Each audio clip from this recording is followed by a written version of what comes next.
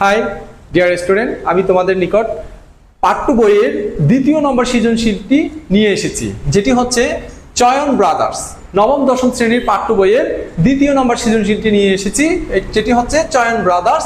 ওই সৃজনশীল প্রশ্নগুলো আমি এখানে লিপিবদ্ধ করেছি।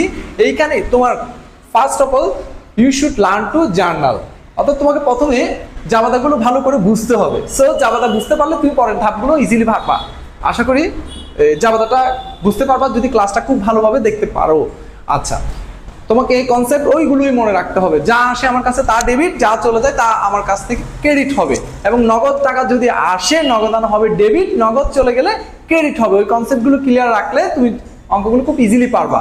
আর যখন অঙ্কটা পড়বা তুমি, তখন তোমাকে মনে করতে হবে তুমি প্রতিষ্ঠানের মালিক বা ম্যানেজার, অর্থাৎ নিজের সাথে এই লেনদেনগুলো সংগঠিত হয়েছে। সো আমরা জার্নালে যাই।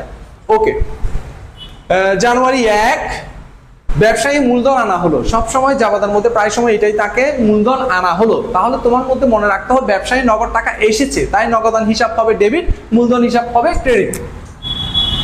লিখবো আমরা জানুয়ারি 1 নগদ টাকা আমার কাছে আসছে, তাই নগদান হিসাব ডেবিট, মূলধন হিসাব ক্রেডিট। অ্যামাউন্ট কত? অ্যামাউন্ট হচ্ছে 75,000। প্রথম জার্নাল এখানে শেষ।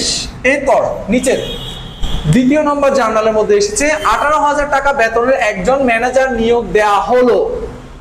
তাহলে প্রথমে তোমাকে দেখতে হবে এটা আদৌ কি লেনদেন নাকি লেনদেন নয়। একজন ম্যানেজার নিয়োগ দিয়েছি, ওকে কি আমি সাথে সাথে টাকা দিয়েছি? নো। তাহলে এটি লেনদেন হবে না। আমি আবার বলছি, লেনদেন কি লেনদেন নয় এটা আগে বুঝতে হবে। অর্থ দ্বারা সংগঠিত হতে হবে এবং আদান প্রদানও হতে হবে, ঠিক আছে? তখন এটি লেনদেন হবে, আদারওয়াইজ এটি লেনদেন নয়। তাহলে আমি মাত্র একজন ম্যানেজার ব্যবসায়ী নিয়োগ দিয়েছি, ওকে আমি এখনো টাকা দিই নাই। কত তারিখে নিয়োগ দিয়েছি? 2 তারিখে। তাহলে এটি লেনদেন নয়। তাহলে তোমাকে এভাবে করে 2 তারিখও লিখতে হবে, শুধু এখানে লিখে দিতে হবে লেনদেন নয়।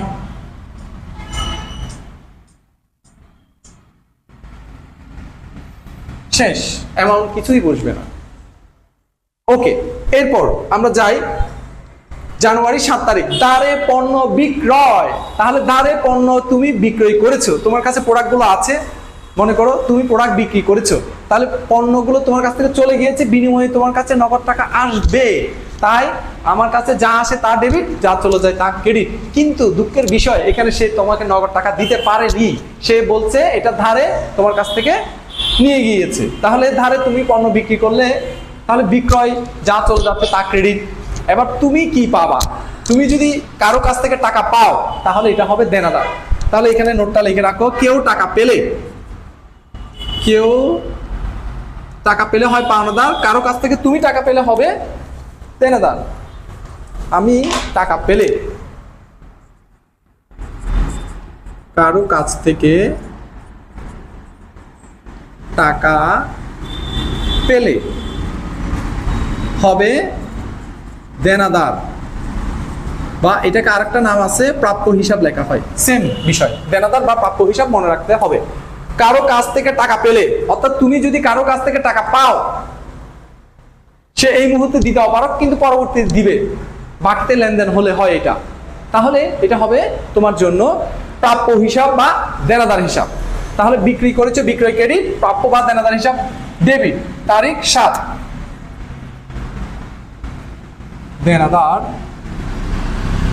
বা এটাকে আমরা প্রাপ্য হিসাব লিখতে পারি। প্রাপ্য হিসাব ডেবিট, তাহলে বিক্রয় হিসাব ক্রেডিট। তাহলে আমার 7 তারিখের জাবাদাটা কি ছিল? ধারে পণ্য বিক্রয়। তাহলে বিক্রয় সচরাচর সাধারণ ক্ষেত্রে হয় ক্রেডিট, ক্রয় সাধারণ ক্ষেত্রে হয় ডেবিট। এটাও একটা জিনিস মনে রাখতে পারো, যদি হ্রাস বৃদ্ধি না হয় তাহলে এটা সবসময় এটাই হয়ে থাকে যে বিক্রয় হয় ক্রেডিট, ক্রয় হয় ডেবিট। ওকে, যাক, ধারে পণ্য বিক্রয়। ধারে যেহেতু পণ্য বিক্রি করেছো, তোমার কাছ থেকে পণ্য চলে গেছে, বিনিময়ে তুমি টাকা পাওয়ার কথা, কিন্তু তুমি এখন পাচ্ছ না, ভবিষ্যতে পাবা। তাই কারো কাছ থেকে টাকা পেলে দেনাদার বা প্রাপ্য হিসাব লিখতে হয়। দেনাদার বা প্রাপ্য হিসাব পেবে বিক্রয় হিসাব ক্রেডিট। অ্যামাউন্ট কত? অ্যামাউন্ট দেয় নাই। ওকে, এবার 10 তারিখ, নগদে মণিহারি ক্রয়। অ্যামাউন্ট কি ছিল না? ধারে পণ্য বিক্রয় 50,000 ছিল, অ্যামাউন্ট ছিল 50,000। তাহলে ধারে পণ্য বিক্রি করলে আমরা এখানে লিখবো 50,000 ডেবিট, 50,000 ক্রেডিট। তারপর 10 তারিখে ছিল নগদে মণিহারি ক্রয় 2,200, নগদে মণিহারি ক্রয় 2,200 টাকা। Okay fine. এবার নগদে মণিহারি ক্রয়, তাহলে নগদে যদি মণিহারি ক্রয় করি, তুমি এবার চিন্তা করো তোমার কাছে কি আসছে, মণিহারি আসছে। এবার মণিহারি জিনিসটা কি স্যার, এটা তো বুঝি নাই। এটা ইংলিশে বলা হয় সাপ্লাই, এবং মণিহারিটা হচ্ছে কাগজ, কলম, পেন্সিল, ব্যবসায়ী প্রতিষ্ঠানের টুকিটাকি জিনিসগুলো, কাগজ, কলম, পেন্সিল, ক্যালকুলেটর, মেশিন, ছোটখাটো জিনিসগুলোকে এক কথায় বলা হয় মণিহারি, এবং ইংলিশে বলা হয় সাপ্লাইজ। তুমি ওই জিনিসটা ব্যবসায়ের জন্য কিনেছো, তাহলে তোমার কাছে কি এসেছে, মণিহারি বা সাপ্লাইজ জিনিসগুলো এসেছে, বিনিময়ে তোমার কাছ থেকে নগদ টাকা চলে গিয়েছে। তাহলে যা আসে তা ডেবিট, যা চলে যায় তা ক্রেডিট। তাহলে মণিহারি যেহেতু তোমার কাছে এসেছে, মণিহারি হিসাব হবে ডেবিট, নগদান হিসাব হবে ক্রেডিট। তারিখ হচ্ছে তোমার 10 তারিখ, নগদে মণিহারি ক্রয়, মণিহারি আমার কাছে এসেছে, হিসাব ডেবিট, নগদ টাকা চলে গিয়েছে, তাই নগদান হিসাব হবে ক্রেডিট। টাকা হচ্ছে 2,200 টাকা। ওকে, এরপর হচ্ছে আমাদের 12 তারিখ। কি বলেছে, মালিক তার ব্যক্তিগত তহবিল থেকে ছেলের স্কুলের বেতন দিলেন 2,000 টাকা। খুব ভালো একটি প্রশ্ন। মালিক তার ব্যক্তিগত তহবিল থেকে ছেলের স্কুলের বেতন দিল 2,200, অর্থাৎ তুমি প্রতিষ্ঠানের মালিক, তুমি নিজেকে মালিক মনে করো। তো তোমার ব্যক্তিগত বাসায় টাকা থাকতে পারে, ওই টাকা থেকে তুমি তোমার ছেলে মেয়ের স্কুলের বেতন দিয়েছো, কিন্তু প্রতিষ্ঠানের, ব্যবসায় প্রতিষ্ঠানের সাথে কোনো লেনদেন বা সম্পর্ক এটা নেই, কারণ ব্যবসা প্রতিষ্ঠান থেকে কোনো টাকা তুমি নিচ্ছ না এই মুহূর্তে।